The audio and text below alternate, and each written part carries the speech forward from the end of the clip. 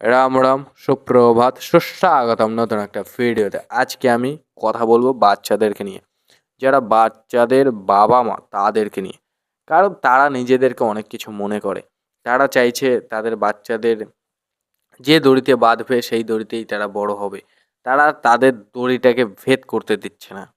তারা একটা সীমিত জায়গার মধ্যে তাদের বাচ্চাকে আবদ্ধ করে রাখছে। যেমন তার বাবা মার ড্রিম ছিল এইটা হবে ওইটা হবে, তারা হতে পারেনি কোনো কারণে, এবং সেই ড্রিমটা দেখছে তাদের বাচ্চাদের ওপরে, যে তার বাচ্চা এই ড্রিমটাকে পূরণ করবে। কিন্তু তার ড্রিম, তুমি যেমন একটা ড্রিম দেখেছিলে তোমার সময়, তোমার বাচ্চাটাও তো সেরকম একটা ড্রিম দেখেছিল। এখন তোমাদের ড্রিম পূরণ করতে গিয়ে কি বাচ্চাটা নিজের ড্রিম পূরণ করবে না? এইটার প্রতি সচেতন হও।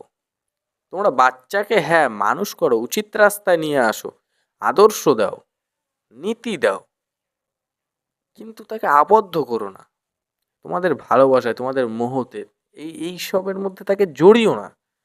তুমি দেখার চেষ্টা করো তোমার বাচ্চাটার মধ্যে কি অ্যাবিলিটি আছে, তোমার বাচ্চাটা কি করতে চায়, সেইগুলোকে ফোকাস করো। সে তার প্রিয় কি, সে কি করতে ভালোবাসে, আঁকতে ভালোবাসে, গান করতে ভালোবাসে, নাচতে ভালোবাসে, কোনটা করতে ভালোবাসে? ডান্সিং, সিঙ্গিং, কোনটা তার প্রিয়?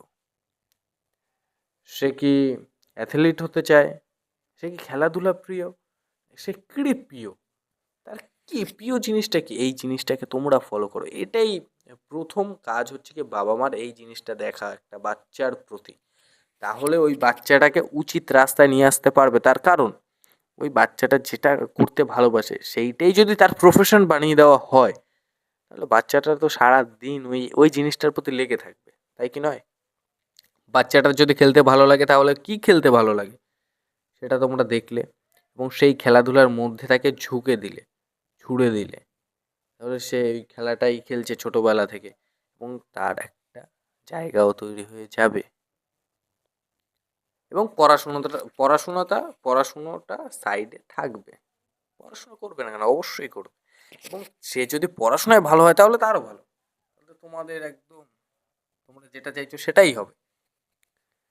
সো এটা তোমাদের ফলো করা উচিত, যে তোমার বাচ্চার প্রিয় কোনটা, সেই জিনিসটা করাও বাচ্চাটাকে, তাহলে সে অতীব সহজে সাকসেস পাবে। আর যদি তোমরা এইটাকে নজর আন্দাজ করো, তোমরা যদি এই জিনিসটাকে দেখার মানে না দেখা করো, আনদেখা করো, তাহলে তোমার ছেলেও বড় হলে তার স্বপ্নকে খুঁজে পাবে না। So bye bye, take care, ভালো থেকো, সুস্থ থেকো, বাচ্চাদের ভালোবাসো।